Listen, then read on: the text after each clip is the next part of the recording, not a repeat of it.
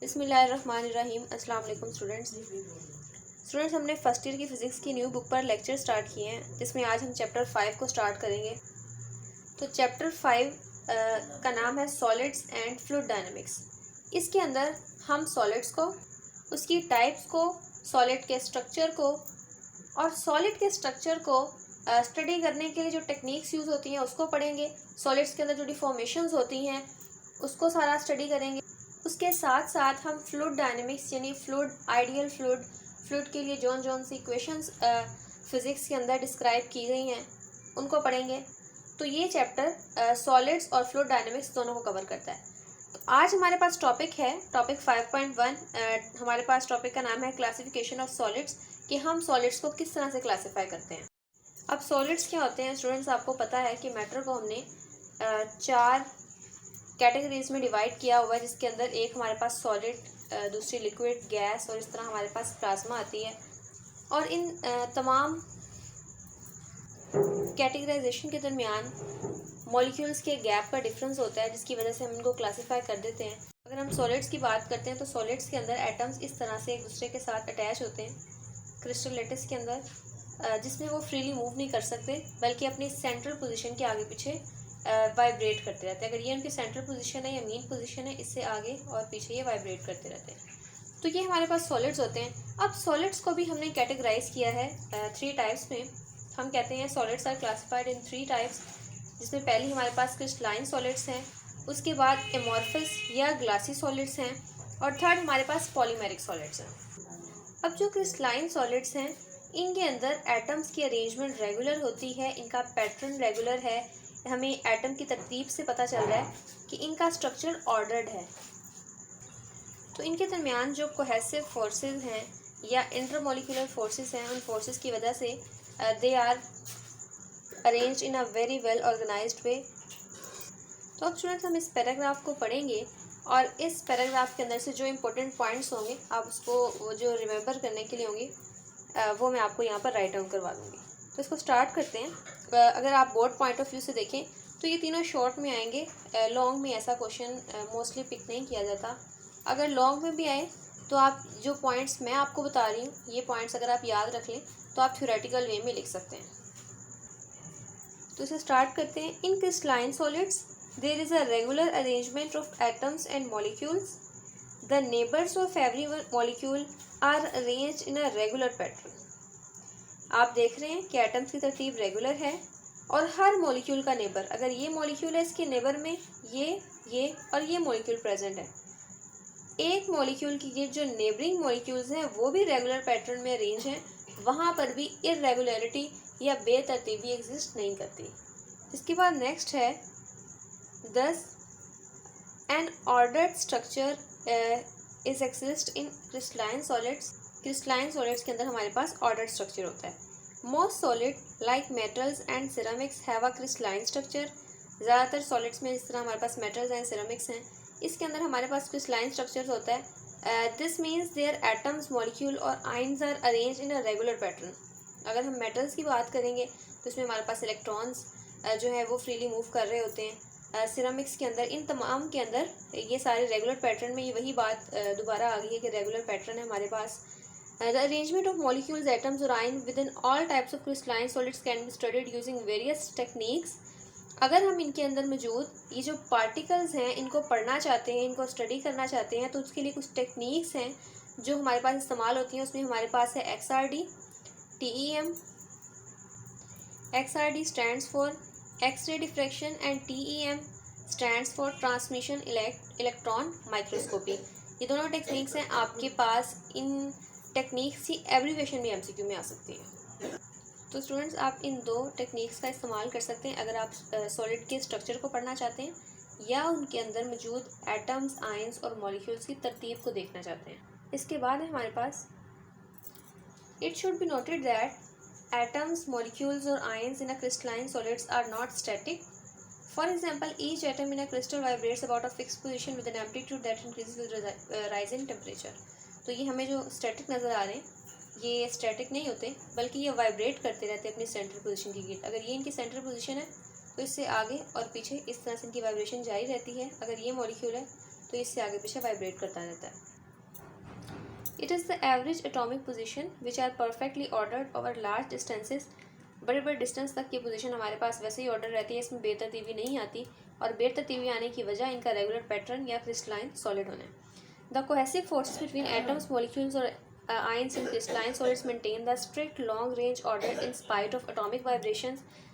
तो अगर हम ये देखना चाहते हैं कि इनके दरमियान जो स्ट्रिक्ट लॉन्ग रेंज ऑर्डर है इसकी वजह क्या है, तो वो हमारे पास कोहेसिव फोर्सेस हैं। इनके दरमियान अट्रैक्शन की फोर्सेस हैं, ना कि इनकी वाइब्रेशन जो इनको एक लंबे पैटर्न तक रेगुलर रखती है।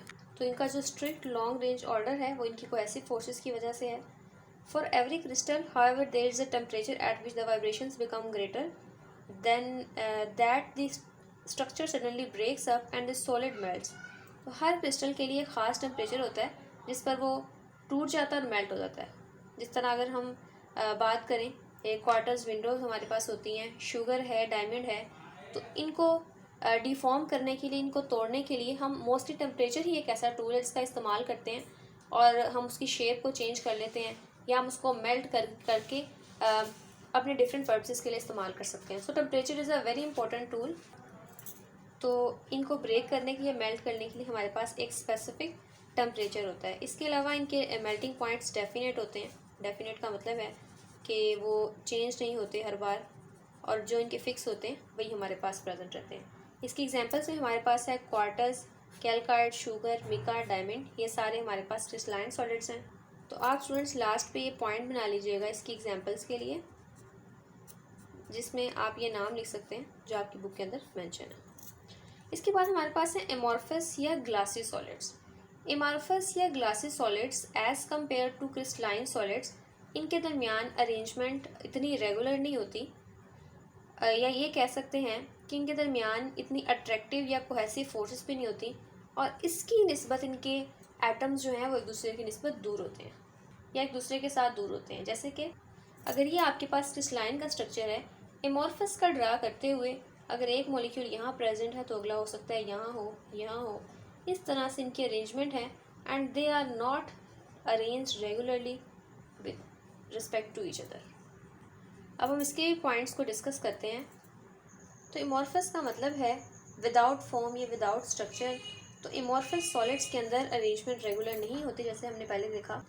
इसके अलावा they are more like liquids, ये लिक्विड्स की तरह होते हैं। अगर ये डिसऑर्डर्ड स्ट्रक्चर को फ्रोज़न भी करना चाहें तो ये लिक्विड्स की तरह फ्रोज़न हो सकते हैं, या ये कह लें कि ये जम जाते हैं।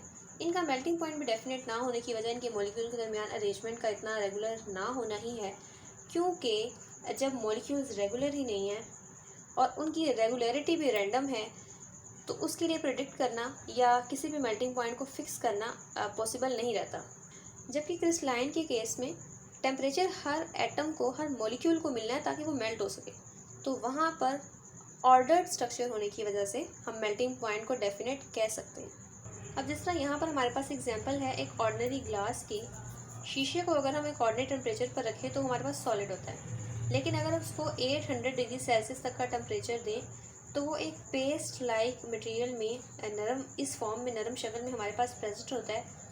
और उसके बाद फिर इसकी स्टेट आती है, वो हमारे पास आती है विस्कस लिक्विड।